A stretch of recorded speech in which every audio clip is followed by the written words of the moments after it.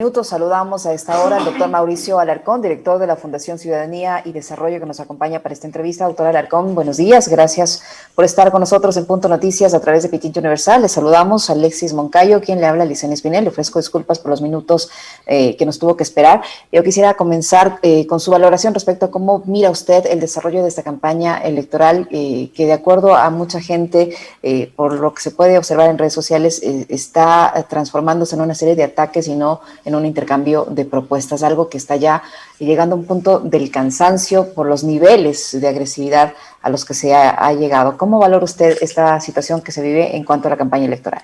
Bienvenido, doctor. Buen día, Licenia, buen día, Alexis, un gusto estar acá nuevamente con ustedes. Y pues sí, en los últimos días, especialmente los ecuatorianos hemos sufrido un recrudecimiento de una campaña de ataques, de agresiones por parte de los dos candidatos finalistas, que creo forman parte de una estrategia con el objetivo ya no solo de captar el electorado, sino también de bajar el electorado que le era favorable a uno o a otro durante la primera vuelta. No debe sorprendernos, y esto sí es necesario decirlo, el hecho de que estas estrategias y estas acciones se usen en una campaña electoral, pues para quienes tienen buena memoria recordarán que en 2017, por ejemplo, se vivió una campaña sucia muy intensa que llegó incluso a, utilizando los propios elementos de las dos campañas, en aquel entonces tanto la de Guillermo Lasso como la de Lenín Moreno, difundir mensajes incluso en los buses de transporte público, recordarán ustedes. Así es que este tipo de acciones, lamentablemente, mientras tengan un nicho en el cual calar y mientras los ciudadanos estén atentos para replicar, para difundir a pesar del cansancio, siempre va a estar presente, no solo en las presidenciales, sino incluso creo que podríamos ver una campaña similar en las seccionales que están casi que a la vuelta de la esquina, las de 2023. Como en todo, hay cosas buenas y malas. Doctor Mauricio Alarcón, buenos días. Un gusto, como siempre, conversar con usted. Una de las cosas buenas, a pesar de que el formato ha tenido una serie de críticas porque fue un poco largo, cansón, estuvo la polémica de por medio con respecto de la designación o elección de la moderadora y demás, pero en esta elección hubo debate y creo que el debate aporta y ayuda mucho también, no solo a los electores, sino incluso a los mismos candidatos y sus equipos, a ver cuál es el ánimo de los ciudadanos, etcétera, etcétera. ¿Qué decir con respecto de la aplicación de este debate en segunda vuelta, que es un escenario que lo volvemos a vivir los ecuatorianos después de 37 años? La propuesta de incluir los debates obligatorios en el Código de la Democracia provino de organizaciones de la sociedad civil y efectivamente es un elemento clave para difundir ideas, propuestas, planes, de acuerdo a cómo se maneja esto en todos los países del mundo que han incluido la figura. Los números presentados por varias encuestadoras en el país evidencian además que los ecuatorianos se conectaron a este foro presidencial, a este intento de debate en la segunda vuelta. Se dice que al menos el 50-55% de los ecuatorianos estuvo pendiente de lo que ocurrió ese domingo en la noche. Y pues creo que los elementos que se presentaron ahí fueron determinantes para afianzar el voto propio que ya tienen los dos candidatos y probablemente para convencer también a un número de electores que han seguido indecisos durante los últimos días. Creo que hay mucho que pulir, a pesar de ser esta una herramienta poderosa, Alexis, en el sentido de una metodología que permita efectivamente la confrontación, que le dé más razón de debate que de foro presidencial, como he mencionado, y por supuesto que se haga un buen trabajo en cuanto a los temas y las preguntas que se presentan a los candidatos, porque en segunda vuelta, a pesar de que sin duda fue este espacio mucho mejor que el de la primera vuelta, vimos preguntas compuestas de 3, de 4 temas para que sean respondidos por los candidatos en 1 minuto 30. Es más o menos como cuando en el colegio la profesora quiere que en 30 segundos le des el resumen de un libro de 400 páginas y eso es virtualmente imposible, lo cual fue aprovechado por los candidatos en el espacio simplemente para posicionar ideas fuerza y para atacarse mutuamente respecto de las ideas que quieren anclar a cada una de las candidaturas contrarias. Mauricio, ¿cómo ve usted el uso de las redes sociales, en especial de plataformas como TikTok, para promocionar las candidaturas, reduciendo así el nivel de análisis de un sector de la población, un sector del electorado como son los jóvenes, a simples mensajes vacíos de moda o de cosas superficiales? ¿Se puede tratar así a ese electorado? ¿Se puede captar votos de esa forma? Las redes sociales deben ser vistas, Licenia, como un canal adicional de comunicación. Lo importante es que uno tenga claro quién es el electorado al que puedes llegar a través de esas redes sociales. Es claramente establecido, a lo menos ahora, de la mano de la inteligencia artificial y de los algoritmos, quiénes son quienes más usan Facebook, Twitter, ahora TikTok, de tal forma que una estrategia digital pueda ser implementada por las candidaturas de manera efectiva. Y por supuesto, los candidatos deberían actuar de manera responsable para no transmitir simplemente mensajes vacíos que llamen la atención del público de estas redes sociales, sino que el canal sea aprovechado de manera efectiva para transmitir mensajes relacionados con sus planes o con sus propuestas de trabajo ante la eventualidad de llegar al poder. Eso en muchos casos no se ha visto, desafortunadamente. En más de una ocasión, las redes sociales han sido incluso ya simplemente el espacio para transmitir canciones, mensajes, para transmitir algunos temas que poco o nada tienen que ver con la campaña electoral y además, ojo, aprovechando la pandemia, el hecho de que estamos en una situación en la que no se puede convivir con los candidatos, de esos encuentros, de los grandes concentraciones, de las caravanas, de las caminatas, se torna quizá el espacio en el que mayor debate al respecto de lo que están diciendo las organizaciones políticas tiene lugar. Así es que ahí, insisto, se tiene que actuar con responsabilidad, no menospreciar al electorado, porque esto puede terminar jugando en contra. ¿Cuál es el estado actual de la democracia ecuatoriana? Le pregunto a Mauricio Alarcón, director de la Fundación Ciudadanía y Desarrollo, que además está muy vinculada con el trabajo para precisamente reforzar los relatos que van en beneficio de tener cada vez una democracia más participativa y ciudadana, precisamente. Con lo que hemos vivido en la primera vuelta, con 16 candidatos, con esa dispersión, con ese desorden que vimos durante el proceso previo a la inscripción de las candidaturas y lo que estamos viviendo hoy en día, incluido también el rol que jugamos todos los medios de comunicación. Yo aquí no saco a nadie, meto a todos en el mismo saco, todos los medios de comunicación y también los periodistas. ¿Cuál es el estado de la democracia en este país, doctor? Alexis, cuando pensamos en democracia, es indiscutible que lo primero que se nos viene a la mente es la posibilidad de elegir representantes. Pero democracia es mucho más que tener procesos electorales. Y la democracia va de la mano de un concepto que cada vez se está perdiendo más, que es el Estado de Derecho. En pocas, que todos y cada uno de nosotros dependamos de lo que dicen las leyes, no de lo que dicen las personas que están ejerciendo un mandato. Si nos ponemos a analizar el estado actual de la democracia, considerando ciertos elementos que de acuerdo con instrumentos y estándares internacionales son fundamentales, hay que prestarle mucha atención a nuestro país, porque la situación, por ejemplo, de la libertad de expresión y la libertad de prensa no es la óptima, y este es un elemento fundamental para la democracia.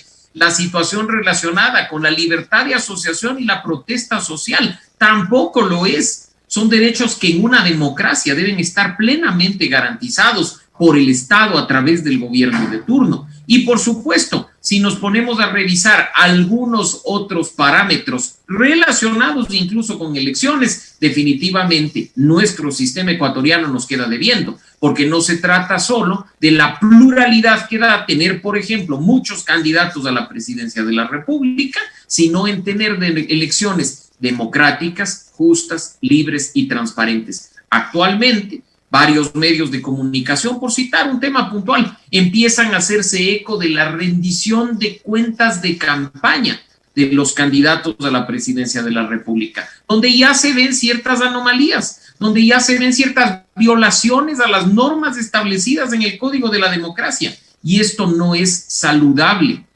para un país que lo que busca es recuperar su democracia, fortalecer su institucionalidad y retomar el Estado de Derecho. Así es que ese reto lo tienen por delante los dos candidatos finalistas y, por supuesto, aquel que llegue a Carondelet a partir del 24 de mayo. El problema, Mauricio, es que de todos estos medios, de todos en general, es la gente recibe la información. Y hemos visto, somos testigos de que no necesariamente esa información se ha verificado o está comprobada, y mucho menos es objetiva, porque hay medios y hay medios que se inclinan evidentemente hacia una candidatura o hacia la otra, y eso tampoco es saludable. Indiscutiblemente, y Alexis lo decía hace un momento, la gran mayoría de medios de comunicación han tomado partido por una u otra candidatura. Ya no se trata de, como ustedes recordarán hace unos años, estar midiendo el número de minutos que se le dedica a uno u otro candidato en espacios de opinión. Ahora de lo que se trata más bien es de que los ecuatorianos estamos viendo un periodismo militante. Y por supuesto, yo no voy a criticar la existencia del periodismo militante, porque lo óptimo en esos casos no es pedirles pureza y virginidad a los periodistas ni a los medios de comunicación. La objetividad en esos casos difícilmente existe, mucho menos en espacios de opinión como en el que nos encontramos en este momento, donde hay una inclinación o un sesgo, no solo por parte de quienes entrevistan, sino por parte de quienes somos entrevistados. Lo óptimo, Licenia, es manejar estas relaciones con transparencia, que la gente sepa que un medio de comunicación apoya a un candidato o está de acuerdo con sus tesis, con sus planes, para que quien opta por informarse a través de esos canales esté preparado para escuchar efectivamente algo relacionado con esa candidatura. Acá intentamos algo que en muchos países ya se dio como imposible: tener, como he dicho, periodistas y medios de comunicación virginales y puros, que hagan todo estrictamente vacío, sin tener posiciones, y eso no es tampoco óptimo y saludable en una democracia. Lo más vital para este tema es ser transparente, entregarle a la ciudadanía no solo tu línea editorial y decirle nosotros tenemos esta línea editorial, sino de frente decir yo simpatizo con X, Y, Z candidato u opción política, así es que aquí usted va a escuchar cuestiones relacionadas principalmente con esa candidatura. ¿No pasa eso en Estados Unidos? Cuando uno sabe precisamente que sintoniza Fox en la última campaña electoral y, por ejemplo, ya sabía que iban a botarle flores a Trump y atacarle al señor Biden. ¿No pasa eso en España, donde sabemos que un diario como ABC tiende a apoyar las candidaturas de derecha del PP, mientras que el país se decanta hacia la centroizquierda a apoyar al PSOE, por ejemplo? Creo que eso es mucho más honesto y transparente de cara al ciudadano, que va a seguir sintonizando medios de comunicación y va a seguir los pasos de quienes tiene como referentes de opinión. Alexis, Licenia, ustedes son casi que rockstars para mucha gente, que espera escucharles lo que piensan, lo que dicen, lo que sienten. Les siguen en sus redes sociales porque precisamente tienen una sintonía con su punto de vista y con su forma de ser. Ahora, el problema, doctor Alarcón, es que sí, coincidiendo totalmente con usted, y digo, también sincerándonos con nuestras audiencias, que saben perfectamente cuáles son nuestros sesgos, nuestras inclinaciones y demás. Digo, uno, el rol que debe cumplir siempre es el de procurar siempre diversificar la mayor cantidad de voces, tratar de ser plural y un poco equilibrado a la hora, por ejemplo, de elaborar las agendas. Pero eso precisamente en la mayoría de medios no hemos tenido en estos últimos años, y no hablo solamente de estos 4, sino hablo de los últimos años en nuestro país en general. Y creo que hemos llegado a un momento ya, digamos, doloroso, incluso para el periodismo, que decían quienes defienden la libertad de expresión, que es un derecho además que nosotros también lo defendemos, que sin periodismo no hay democracia. Pero ¿qué tipo de periodismo? El periodismo que vimos en el post-debate el domingo, donde un moderador, un presentador de televisión atacaba y le decía a uno de sus invitados que el que manda es él y que tú te callas y no sé qué. Entonces, ¿qué tipo de periodismo queremos para este país y para que este país a través de ese periodismo también se contribuya a tener una mejor calidad de democracia? En lo personal, Alexis, yo quiero un periodismo de calidad, un periodismo que verifica, que contrasta, que informa, un periodismo de opinión plural, diverso e incluyente. A mí no me interesa si Alexis Moncayo simpatiza con una ideología o no. A mí me interesa que en un espacio como este pueda yo ser invitado, recibir preguntas objetivas, que mi opinión sea respetada y que haya un cruce de ideas válido para que quienes nos siguen saquen sus propias conclusiones. Ese es el interés que en lo personal yo tengo como ecuatoriano y estoy seguro que muchos ecuatorianos van en sintonía con esa línea. De a poco somos nosotros, como yo lo he dicho y tú lo sabes perfectamente bien, durante todo este tiempo, quienes tenemos el poder de con nuestra inteligencia y con este dedo cambiar de dial, cambiar de canal o dejar de comprar un periódico. ¿Por qué? Porque lo que vemos como resultado probablemente no nos gusta, nos molesta o no está en sintonía con nuestras ideas. Pero tenemos que trabajar durante todos los siguientes años, no los 4, porque el tema de la libertad de expresión no debería depender de un gobierno y de un periodo de gobierno en específico para tener un periodismo de calidad.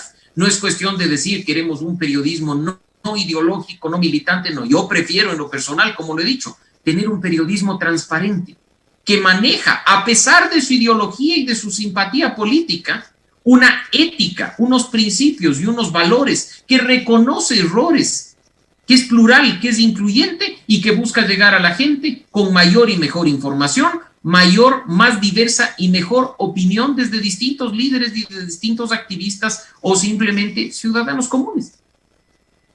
Mauricio, ¿qué esperar de lo que resta, afortunadamente, digo yo, una semana y media nada más, de la campaña electoral? ¿Qué esperar de estos días, del accionar de los candidatos y de esta guerra de encuestas? Y me encanta la honestidad de Licenia, porque pudiéramos haber dicho en este momento nos queda una semana y un día, pero no, sabemos que los candidatos no van a llegar a ese silencio electoral del jueves a la medianoche, sino que seguirán haciendo campañas del día mismo de las elecciones. Así es que nos resta una semana y media en la que seguiremos viendo ataques a través de las redes sociales, en que seguiremos viendo activaciones de lado y lado de cuentas troll, de además estrategias, lamentablemente, de guerra sucia o de campaña sucia, como se conoce, tanto directa como indirecta, para tratar de ganar esos votos que aún separan a uno y otro candidato. La guerra de encuestas hay que dejarla ahí. Creo que nosotros somos lo suficientemente inteligentes, Licenia, para saber qué encuestadoras tuvieron la razón en la primera vuelta, cuáles se equivocaron, cuáles incluso tuvieron menor margen de error y cuáles actuaron de manera responsable. De a poco esos temas también se van decantando y el tiempo termina dando la razón a uno o a otro. Lo más responsable en estos casos, por favor, un llamado a nuestros seguidores a través de este espacio para que antes de compartir contenido en sus redes sociales o en sus grupos de WhatsApp, se den pocos segundos para verificar si estos son ciertos o no. No es un trabajo que requiere estudios de doctorado ni maestría, no. A veces, simplemente haciendo una búsqueda de Google, podemos ver si aquello que nos está llegando en nuestra cuenta de Twitter, Facebook o incluso de manera directa a WhatsApp es cierto o no lo es. De nosotros depende actuar responsablemente como ciudadanos y mejorar un poco la calidad de la campaña que estamos viviendo en estos días. Yo quisiera un comentario y una reflexión de Mauricio Alarcón con respecto de las declaraciones que diera el día de ayer el presidente Lenín Moreno. Dice nuestro gobernante fanático de MasterChef que él va a dejar el Ecuador con la casa en orden y deja un país institucionalizado. ¿Cuál es la opinión de Mauricio Alarcón? Yo creo que ni la casa está en orden ni el país institucionalizado, Alexis. No por el hecho de haber cambiado autoridades podemos hablar de la existencia de institucionalidad, más aún, como tú sabes, cuando ese proceso de cambio fue fuertemente criticado, no solo por organizaciones nacionales, sino incluso por organismos internacionales de derechos humanos. Y hablar en este momento de tener una casa en orden, cuando se han dado tantos problemas en el manejo de la pandemia, cuando ha sido frecuente los casos de corrupción, cuando no se ha manejado de manera responsable muchas acciones de gobierno durante estos ya casi 4 años, dista mucho de tener una casa en orden, salvo que así efectivamente sea la casa del señor Moreno. Yo particularmente cuido mi casa y cuando voy a recibir visitas procuro tenerla bastante bien. Así es que hablar de esos temas creo que son palabras mayores. Nuevamente serán los ecuatorianos los que saquen sus conclusiones y será la historia la que juzgue un gobierno que tiene más deudas que temas ya pagados. Muchísimas gracias, Mauricio, por su tiempo. Siempre muy agradable conversar con usted. Mauricio Alarcón, director de la Fundación Ciudadanía y Desarrollo, que nos ha acompañado. Gracias, Mauricio. Siempre un gusto, Licenia, Alexis. Un abrazo grande.